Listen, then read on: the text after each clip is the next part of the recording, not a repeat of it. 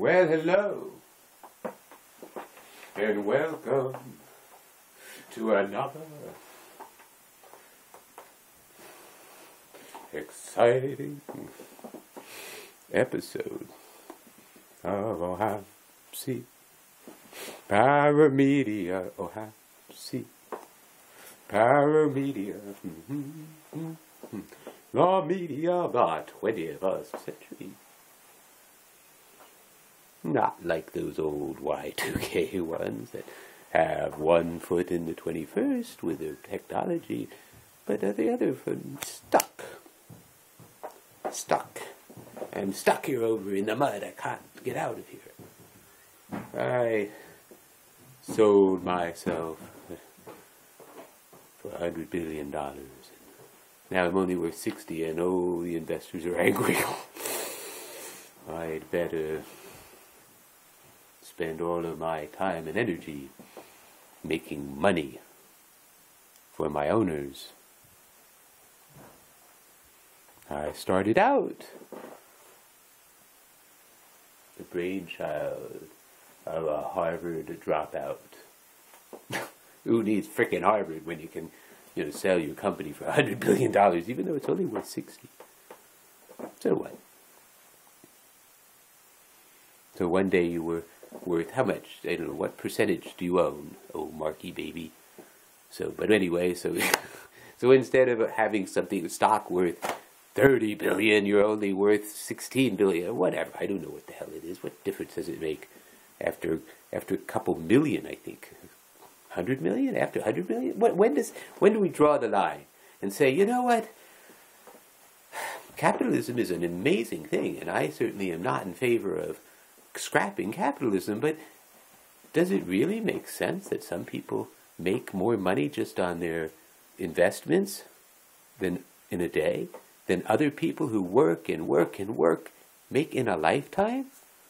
There's a mayor of a big city where I happen to live, that only gets $1 a year as mayor. Very generous guy. And in the first 8 years of his mayoralty, he's the owner of quite a successful business, very successful. He's a very smart man, very driven, and he built this company up. So of course he doesn't need him to run it anymore.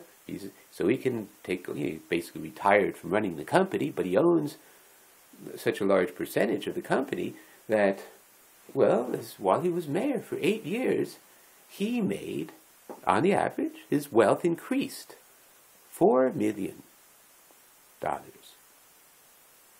each and every day. $4 million. How many people who work and work and work their whole lives manage to earn $4 million in their whole life?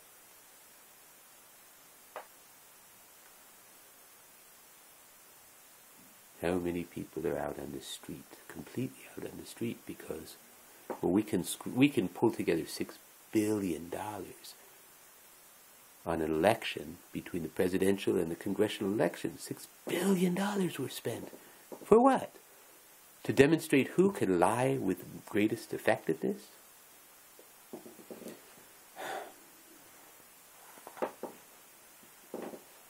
No, our system is running down into the ground.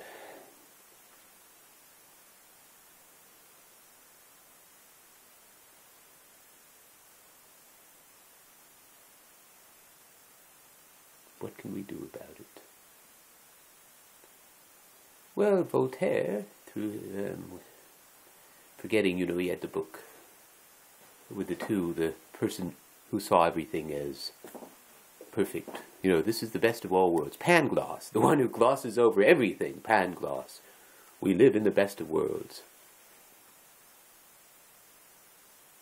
And then there was another one who was negative, I think. I forget the exact story, but I believe the whole book ends with a quote, what became the famous line, which I don't know exactly, so I'll paraphrase it, but I know close enough. One must, or I must, or you must, or we must, whatever.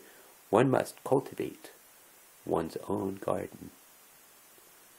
And it wasn't until I was an adult, actually an adult for a long time, before I actually ever looked up the meaning of the word cultivate. I thought cultivate meant, all this stuff about helping things grow.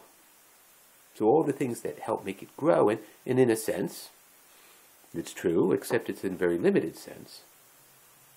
In order for your flowers to grow, or the things that you want to grow, you've got to get rid of the weeds. And it turns out that that's actually what cultivate means. I thought it was more, but that's a lot.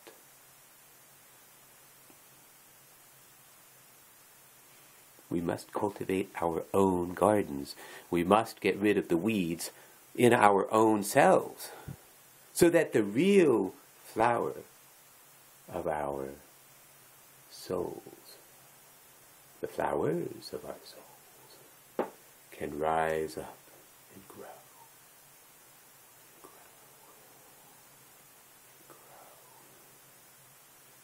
flourish, and reach out and intermingle with other flowers of other souls to create what Gandhi said we could do. He said, we can each become the change. The change we seek in the world.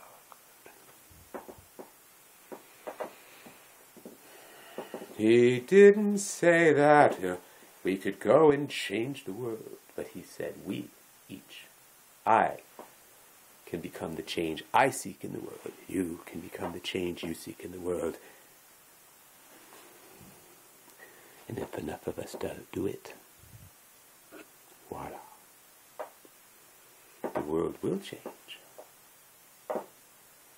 If we just focus on cultivating our own gardens, as Timothy Leary, the famous guy who he got associated with LSD because he did a lot of experimentation. He was a Harvard professor, and I think he got kicked out of Harvard. He might have even spent some time in jail, I think, because he led these drop-ins, and people got that mixed up with drop-out.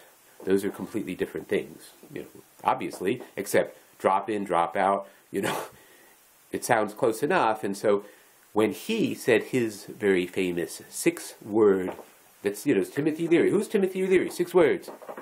Well, not who is he, but what was he all about? What was he saying? What was the distillation of his entire life's work?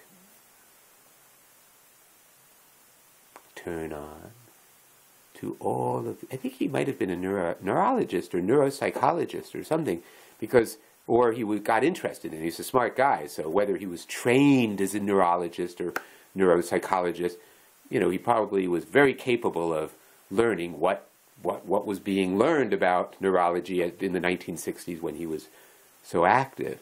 And, they were just discovering things. That was the era, well, that was a little bit after the era that of Oliver Sacks as a young man who gave L-Dopa to people who had the flu in the 1918 epidemic, I believe, and got sleeping sickness. So these were people who were already old. These were people who were young in 1918. They were kids in 1918, and now and this is in the 60s. So they're not super old. These are 50-year-olds.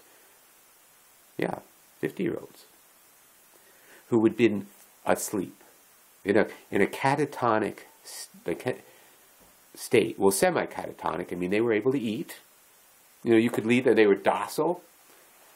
They were like sheep, almost. You know, come here, sit down, take your food, eat it. They could do that. Okay, you need to, oh, it's time to go to the bathroom. You're probably not going to figure this out on your own, but if we have you on a schedule, we'll get you, we'll sit you down, you know, we'll tell you to pull down your pants. You pull down your pants, you sit down on the toilet. Okay, we'll wait for you, and here's toilet paper. You know how to wipe yourself? Yeah, and then they wipe themselves, or maybe they might not know how to do that. I don't know. Probably has to do with how young they were. If they were not toilet trained when they got the flu, probably could never do it, but if they were toilet trained and used toilet paper in 1918 when they got the flu, they could keep doing it. A lot of things. They could do things, but there was something, this kind of, it's like the mechanism that makes you fall asleep. Something like that is what occurred for them. And L-dopa was a chemical that reversed that. Although, unfortunately, it had disastrous long-term effects. Well, mainly that it stopped working. And the book, Awakenings, is Oliver Sacks's experience with this.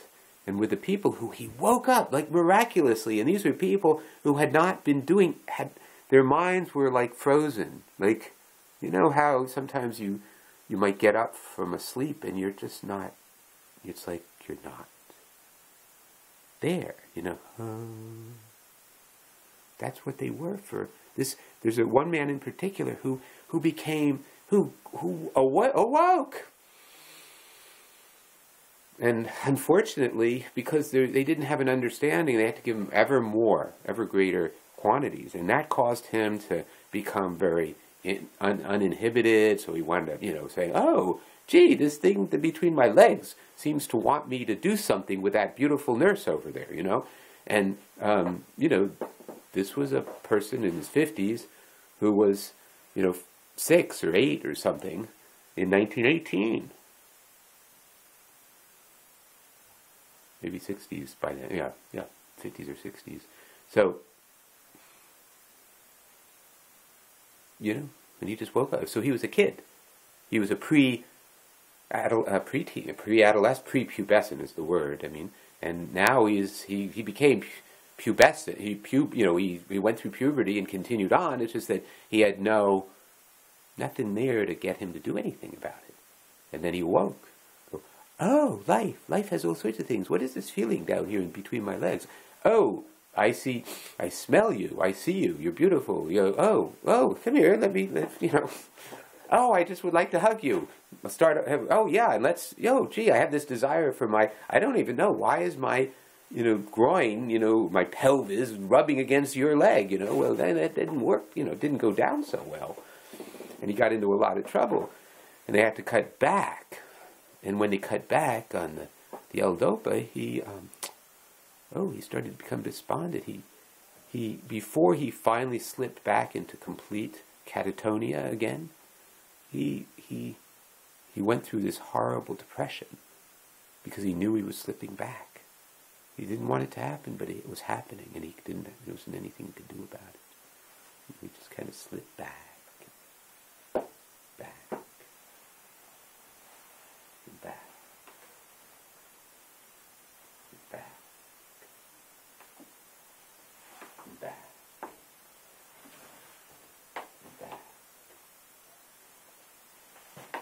And back.